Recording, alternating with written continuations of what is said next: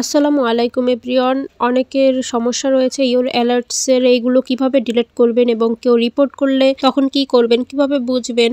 তো একটা ভাই আমাকে কমেন্টে বারবার জানাচ্ছে যে ওনার রিপোর্ট নিয়ে কিছু প্রবলেম হয়েছে। এখন অ্যাকচুয়ালি ওনার ইওর অ্যালার্টস থেকে প্রবলেম নাকি রিপোর্টস থেকে প্রবলেম হয়েছে ওইটা আমি ক্লিয়ারলি বুঝতে পারতেছি না, তাই আমি ভিডিওটি দিয়ে দিচ্ছি। তো যাদের এরকম সমস্যা রয়েছে তারা আজকের ভিডিওটি দেখলে আশা করছি বুঝতে পারবেন। তো এখানে হচ্ছে ইওর অ্যালার্টস থেকে আমাকে এগুলো কেন দিয়েছে কপিরাইট তা আমি দেখাচ্ছি। তো সম্পূর্ণ ভিডিওটি শুরু করছি। দেখুন, এখান থেকে ফেসবুক অফিসিয়াল অ্যাপসে প্রবেশ করব। আর যে কোনো সমস্যার সমাধান করতে গেলে অবশ্যই ফেসবুক অফিসিয়াল অ্যাপসটা খুঁজে নেবেন। কখনো আপনারা লাইট থেকে এগুলো করার চেষ্টা করবেন না। তো ফেসবুক অফিসিয়াল অ্যাপসে আসার পরে দেখুন কর্নারে যে 3 লাইন অপশনটা রয়েছে ওই 3 লাইন অপশনে আমি এখন ক্লিক করে দিচ্ছি। এখন দেখুন এখান থেকে একটু নিচে গেলেই পেয়ে যাবেন হেল্প অ্যান্ড সাপোর্টস, এইটার উপরে এখন ক্লিক করে দিচ্ছি। তো এরপর দেখুন এখানে লেখা আছে সাপোর্ট ইনবক্স।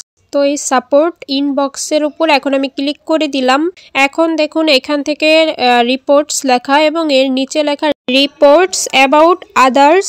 তো এর নিচে লেখা ইওর অ্যালার্টস। তো উপরেরটা হচ্ছে কেউ যদি আপনাকে রিপোর্ট করে তাহলে ওই রিপোর্টস অ্যাবাউট আদার্স ওইখানে ক্লিক করলেই দেখতে পাবেন যে কে আপনাকে রিপোর্টস করেছে। তো আমি এটার উপরে ক্লিক করে দিলাম। আমার এখানে শো করতেছে নো রিপোর্টস লেখা। তো এর মানে হচ্ছে আমাকে কেউ রিপোর্টস করে নাই। যদি কেউ করতো তাহলে এখানে এই উপরের এখানে নামগুলো শো করতো, মানে কে করেছে ওইটাই শো করতো এখানে। তো এইটা কিভাবে রিমুভ করবেন তা হচ্ছে ওই মানুষটার সাথে যোগাযোগ করতে পারেন আপনি, যেহেতু তার এখানে নাম শো করতেছেই। তাকে যদি বলেন উঠায়া নিতে তাহলে সে এটা উঠায়া নিবে। আর যদি না নেয় তাহলে ভয়ের কোনো কারণ নাই। আপনি ফেসবুক টিমের কাছে এরকম একটা রিপোর্টস করবেন যে আপনার এটা রিয়েল আইডি, একটা স্ক্রিনশট নিয়ে তাদের কাছে এটা ক্লিয়ারলি জানিয়ে দিবেন। তাহলে তারা আপনার আইডিতে কোনো ইফেক্ট ফেলবে না, তখন আপনার আইডিটা নিরাপদ থাকবে। এখন এটা কিভাবে আপনারা সেন্ড করবেন বা সাবমিট করবেন ওইটা যদি কেউ না জানেন তাহলে অবশ্যই পরবর্তীতে ভিডিও দিয়ে দিব আপনারা কমেন্ট করলে। তো এখন আমি ব্যাকে আসার পর ইওর অ্যালার্টস এইটার মধ্যে ক্লিক করে দিলাম। এইটার মধ্যে ক্লিক করার পর দেখুন আমার এখানে কিন্তু কতগুলো ভিডিও রয়েছে, এইগুলোতে কপিরাইট চলে এসেছে। এখন এই কপিরাইটগুলো কে দিল তাও আমি হচ্ছে এখান থেকে বের করতে পারবো। তবে কথা হচ্ছে এখানে যে কপিরাইটগুলো এসেছে শুধু শুধু তো আর আসে নাই। কেউ কিন্তু চাইলেই আপনাকে ইচ্ছা করে কপিরাইট দিতে পারবে না। যদি আপনি তার ভিডিওটা ইউজ করেন তাহলে সে দিতে পারবে, এছাড়া পারবে না। এখন অন্যের ভিডিও ইউজ করার মানে হচ্ছে আমি অন্য একজনের ভিডিও সেভ করে তারপরে নিজের ফেসবুক আইডিতে আপলোড করেছি, তাই সে আমাকে কপিরাইট দিতে পেরেছে। তো এখন এগুলো আমার ডিলিট যদি করি তাহলে কিন্তু আর থাকবে না। তো সাপোজ এই ভিডিওটার উপরে আমি ক্লিক করে দিলাম। তো এখন আমি এটা রিমুভ কিভাবে করব তা দেখাচ্ছি। এই যে সি ডিটেইলস লেখা দেখতে পাচ্ছ, এটার উপরে এখন ক্লিক করে দিলাম। এরপর কন্টিনিউ অপশনে এখন ক্লিক করে দিচ্ছি। এরপর দেখো আবারও কন্টিনিউর উপরে ক্লিক করে দিব। এখন দেখো আবারও কন্টিনিউ চাচ্ছে, আবারও কন্টিনিউর উপরে ক্লিক করে দিলাম। এখন রিমুভ ভিডিও এটার উপরে আমি সিলেক্ট করে দিব। তো এটার মধ্যে আমি সিলেক্ট করে এখন কন্টিনিউ অপশনে যদি ক্লিক করে দেই তাহলে আমার এই ভিডিওটা ডিলিট হয়ে যাবে। তো এখন আমি ব্যাকে চলে আসছি। এইভাবে তোমরা ডিলিট করতে পারবে যে কোনো ভিডিও। তো সাপোজ আমি এখন একটা ডিলিট করেই তোমাদের দেখাচ্ছি।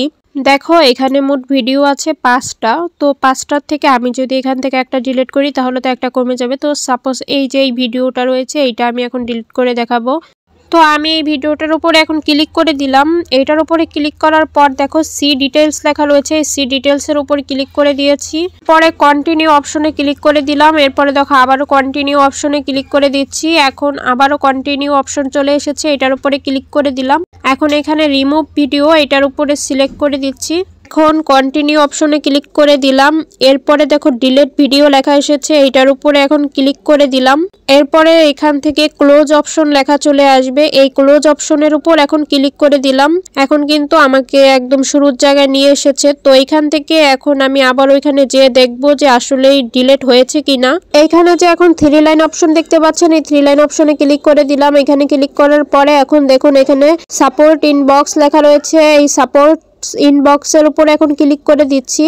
এখন দেখুন এইটা ক্লিক করার পরে ইওর অ্যালার্টস এইটার উপরে এখন আমি ক্লিক করে দিলাম।